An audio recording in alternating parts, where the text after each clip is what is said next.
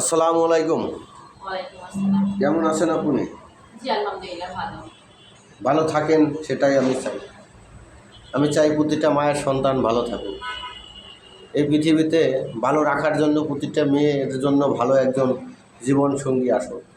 দর্শক, ভিডিও বানাবার আগে একটা কথা বলি আপনাদের, দোহাই আল্লাহর কসম, সবাই প্রতারক নয়, সবাই প্রতারিত করতে চায় না। আমাদের সাথে অযথা ফোন দিয়ে ডিস্টার্ব করবেন না, আপনাদের দোহাই আল্লাহ। আপু, আপনার নামটা কি? আমার নাম মি। মিম, খুব সুন্দর একটা নাম। তো আপু, আপনার দেশের বাড়ি কোথায়? সাবার। সাভার।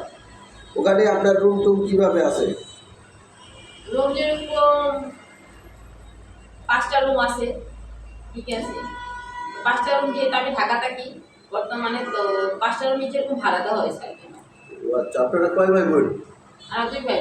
ও আচ্ছা, মাশাআল্লাহ। তো আসলে কি ধরনের পাত্র চাচ্ছেন, কি ধরনের ছেলে হলে বিয়ে করবেন? যদি 50, 60, 70, 25, 30, 35, 28, 29, 50 এভাবে বয়স হলে বিয়ে বসবেন? অবশ্যই বলবো। সমস্যা নাই তো? না, আমার কোনো সমস্যা নেই। অনেক ছেলেরা আছে আপনার দেহের চাহিদা যাবে না, সে চাবে আপনাকে নিয়ে ভালো কিছু করতে। এরকমের ছেলেরা বিয়ে করলে বিয়ে বসবেন? অবশ্যই করবো। আমি তো ভালো থাকার জন্যই তো একটা বিয়ে বসছি, তাই না? আমাকে ভালো রাখবে এটার জন্য, তাই না? দেহের চাহিদা বুঝেন, হ্যাঁ, বুঝি না। এটা মিটাবার জন্যই অনেকে আপনাকে বিয়ে করবে না। অনেকে চাইবে যে আপনি ভালো কিছু করেন, ভালো জায়গায় থাকেন, এজন্য অনেক ছেলেরা বিয়ে করতে পারে আপনাকে, যদি আপনার ওইভাবে ভালো চলেন, ভালো কিছু দেখে। এটা মেয়েকে কখন একটা ছেলে বিয়ে করে জানেন?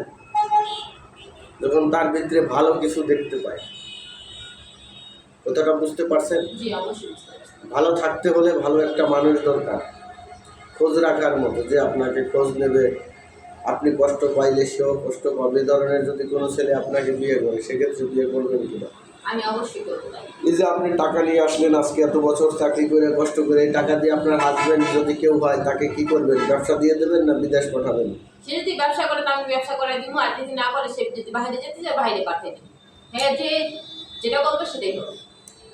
দর্শক, আসলে বাস্তবে আমি কথা বলি, আসলে এই মেয়েটার যদি ওইভাবে সত্যি হয়, তাহলে ওর জীবনে সুখ আছে আমি মনে করি।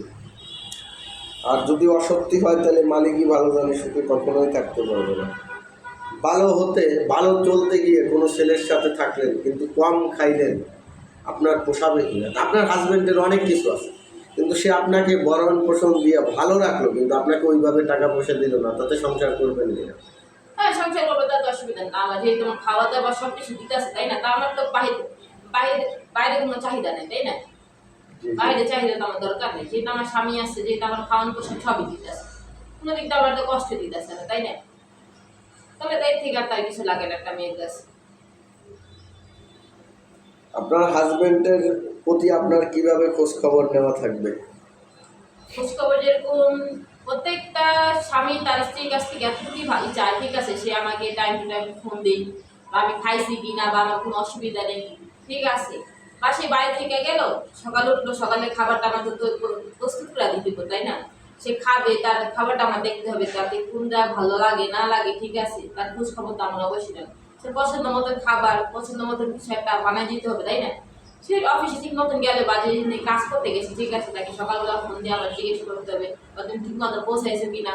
দুপুর টাইমে যেরকম আমি ফোন দিলাম যে তুমি খাইছো কি না, ঠিক আছে, এটা আমার জিজ্ঞেস করা দরকার। প্রত্যেকটা স্বামী কিন্তু তার বোর কাছ থেকে এত ইচ্ছা। এখন এমন মেয়ে আর পৃথিবীতে আমার মনে হয় নাই, যাদের, আমি মনে করি যাদের হাজবেন্ডের টাকা আছে, তাদের বউরা তাদের খোঁজ খবর নেয় না। আপনি এভাবে করবেন কিনা কখনো? যদি অবশ্যই করবো।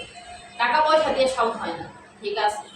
একটা সংসারে টিকতে গেলে একজনের ভালোবাসা দরকার, ঠিক আছে, দুজন বুঝতেই পারে।